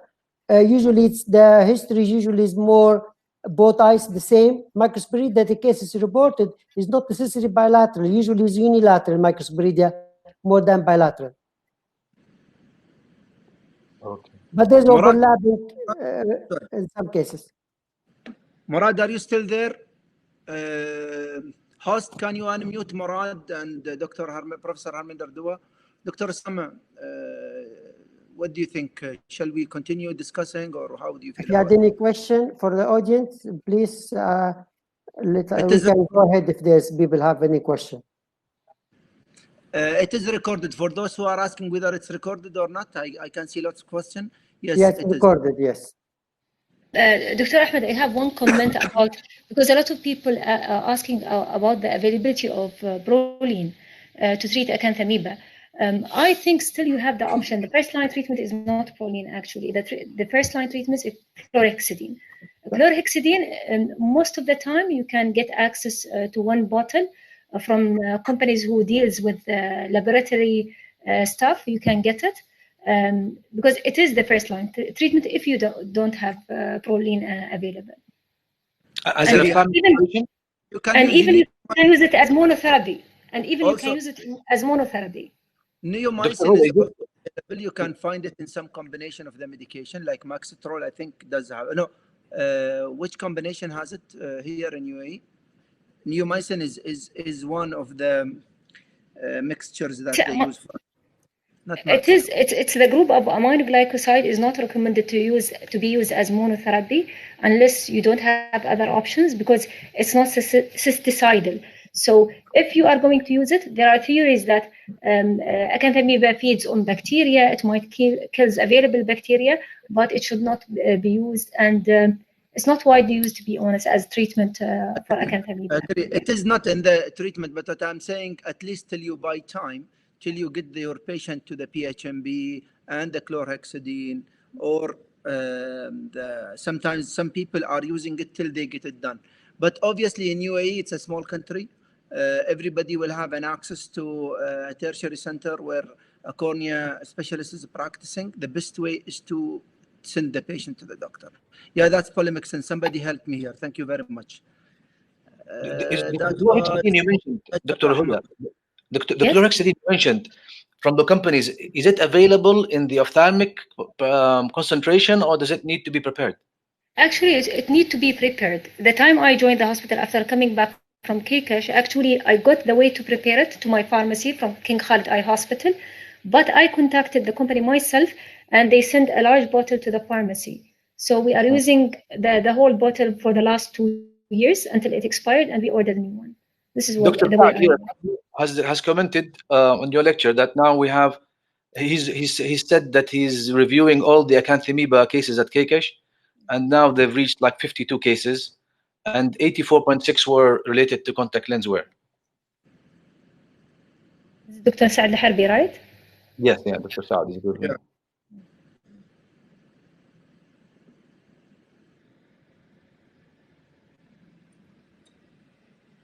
One additional comment about using fluoroquinolones.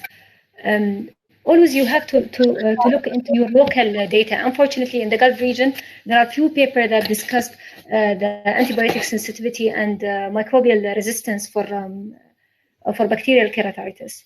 It might be an option, but we know worldwide the number of bacteria that are resistant to fluoroquinolone is increasing. So we have to reserve, as Professor Dua said, the use of such medication as prophylaxis.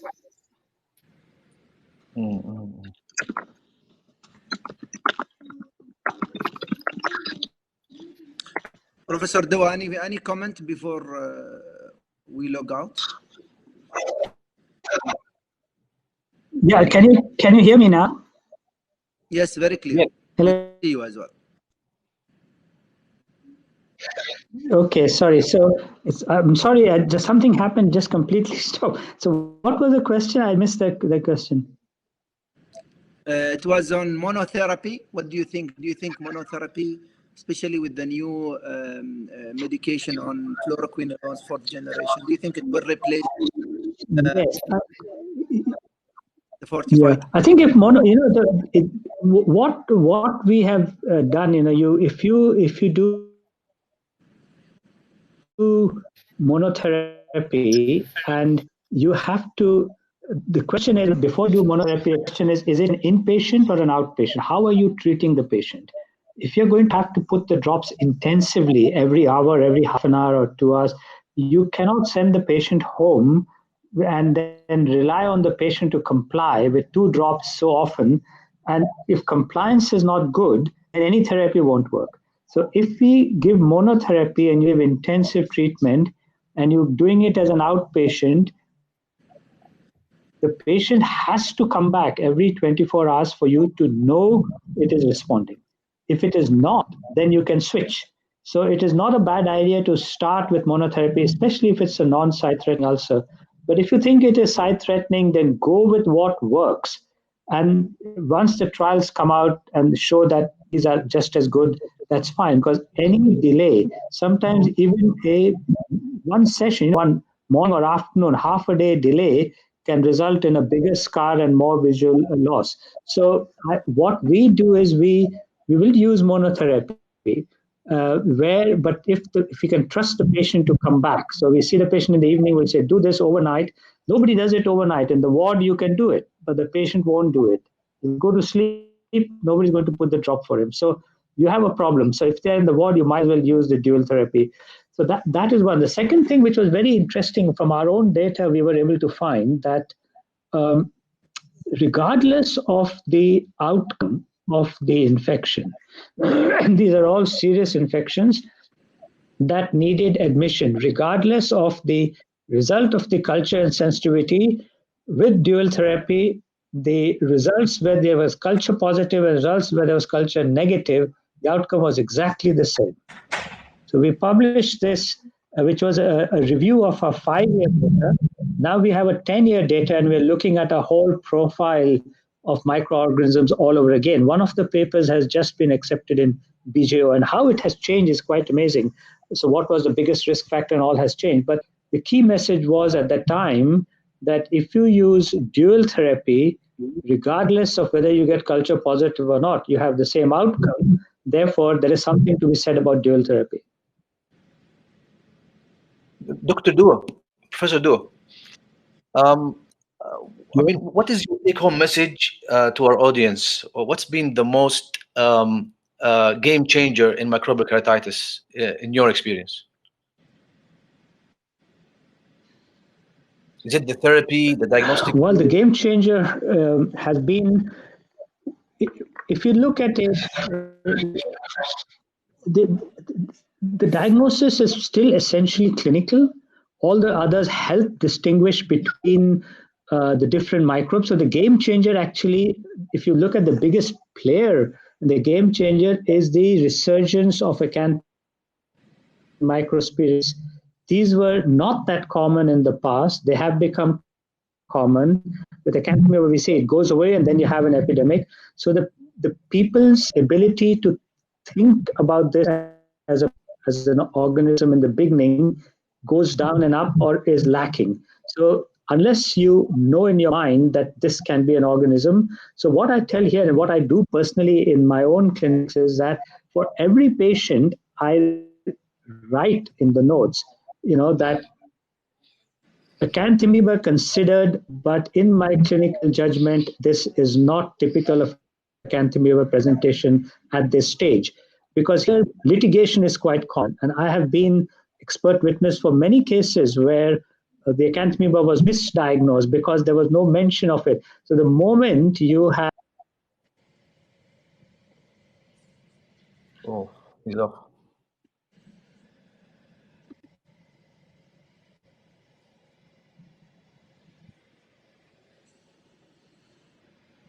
I'll call him. Maybe I'll ask him just to relog.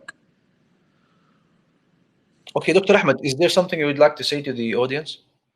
Well, what I would like to say. You have to think about. Okay, yes, go ahead.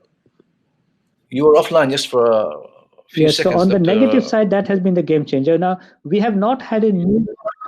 Sorry, can you hear me now? Yes. You can hear me now.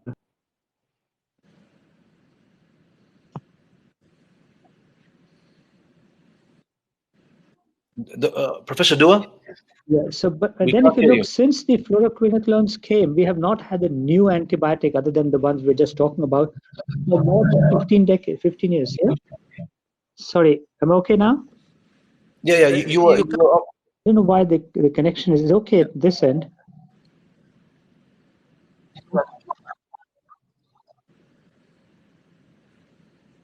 Should I switch off the video? Then maybe you can hear me better. I can come off, maybe. Yeah, if you switch off that. Can you hear me now? Yes, we can hear you. Yeah. I'll switch off. I will switch off the video. Yeah, you can hear me. Yeah, I think it's better because the video is off. Then at least there's more on the bandwidth. Yeah. So that's what I was saying. That if you look at when was the last major antibiotic really invented for eye use, resistance has gone up, and after the fluoroquinolones, we've had nothing for 15 years. So that's something where we are lacking for fungal keratitis, and for acanthamoeba. Even today, we have nothing specific using these disinfectants.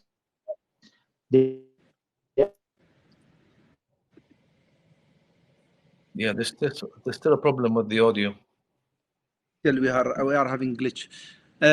So you were asking me, Dr. Ma'an, what I'd like to say. What I'd like to say that corneal ulcer can look simple, but they are very humbling. So we should not be too eager to treat it. We should know exactly when to ask for help. Even us as cornea surgeons, we've been burnt a few times. I guess everybody will agree with me. Sometimes you think everything is in control, but things can go out of control. And then when it's too late, you cannot do much, especially at the level of general ophthalmologist. I'm not discouraging everybody to stay away, but please, if you have somebody in town where he can provide a better service at any level, just refer to your colleague. That does not take away from you your competency or your capability, but you are just doing the best for your patient. Dr. Osama, what is your take-home message to our audience? I think the corneal ulcer just really need to follow what clinical picture, and really crucial to do cornea scraping for staining and culture, because that will help you if the patient doesn't respond. Avoid the steroid, as we mentioned earlier, to start. One thing is really just also sometimes people overtreat the cornea ulcer, so there's a lot of toxicity, so the epithelium doesn't heal because of the toxicity of the medication, not because of the bacteria. So always remember the balance between the two, not also to overtreat the patient with fortified. Dr. Osama? Dr. Ahmed? I think Dr. Osama.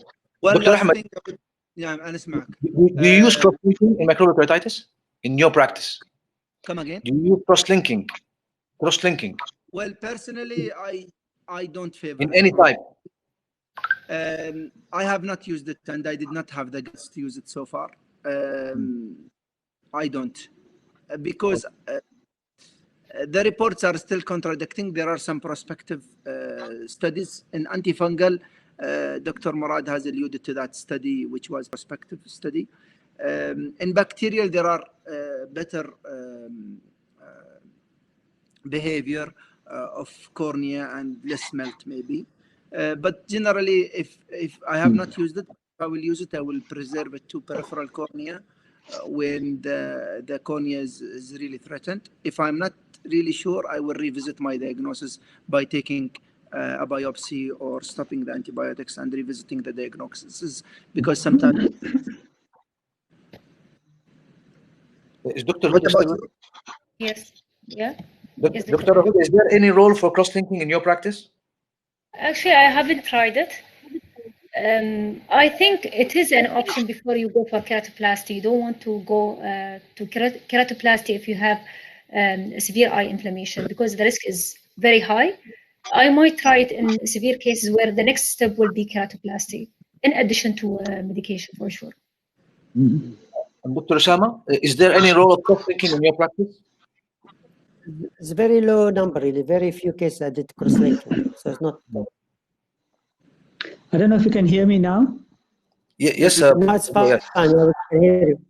Yeah. So what we do it only, like Dr. Huda said, exceptionally, but we have had interestingly good results. There's an international multi-center trial on using it, the PAC-CSL for primary treatment. We don't do that. I think it's probably wouldn't pass through our ethics committee even, but we only use it as the last resort before we do something more drastic and when everything else fails. And then multimicrobial, in fact, a couple of our patients who did well came from the Middle East. One was from Kuwait, I remember very clearly, 4 organisms. She had had lots of treatments, but we did cross-linking, and after that we did an amniotic membrane. So we didn't know which one worked, but together they worked well. And we've had a few successes. We published, like I said, but it's not a primary option. Professor Dua, what are the worst cases that you've confronted? When would you call the medical call it a medical failure, and would you would proceed? I mean, from mashallah, good long. Yes. So when we are using our fortified antibiotics, we are using 2 of them, and that's not working. We have tried even povidone iodine. We have, in this patient, for example, we have tried other treatments, that you would try to give as adjuvant, and it's not working. The cornea is melting, the ulcer is big, then, perforation is threatened. Once it's perforated, then I don't think there's any role for cross-linking at that stage. It's too late. But if it is, so that's the case, in those situations. So the ulcer is getting worse despite what you are doing your best. That's what we call failure of treatment. No, but which type has been worse so far in the UK? Is it still fungal or acanthamoeba? I think for fungus and acanthamoeba, it has not much role. Although there are some mixed, like Dr. Sadi said, there are mixed reports, but it's purely bacteria, but it can be multimicrobial within the bacteria, or it's with a combination with something else, and maybe the resistant bacteria has not responded, but the other one has. So there were polymicrobials, and we've had a whole bunch of more than 200-300 where there are 2 or 3 different bacteria infecting the cornea, and in those sort of situations they were not responding, and we did, but we haven't done many. I think total we may have done is about a dozen out of the hundreds we've treated. Most of them respond to our antibiotics. Great. Actually, I have a message to all of you from Dr. Omnia Hammam. She is the Scientific Committee of American Society of Ophthalmology. She'd like to thank the good speakers, Professor Dua, Dr. Huda, Dr. Murad, and obviously special thanks to Dr. Osama Jalili for put things together. Dr. Ma'an, thank you very much on behalf of the American Society. And this is really was sent to me on WhatsApp by Dr. He wants really to appreciate your effort and congratulate everybody on this nice session. Dr. Osama. Thank you, everyone. Thank you, Professor Dua and all the speakers, Dr. Murad, Dr. Huda, Ahmed, and Ma'an.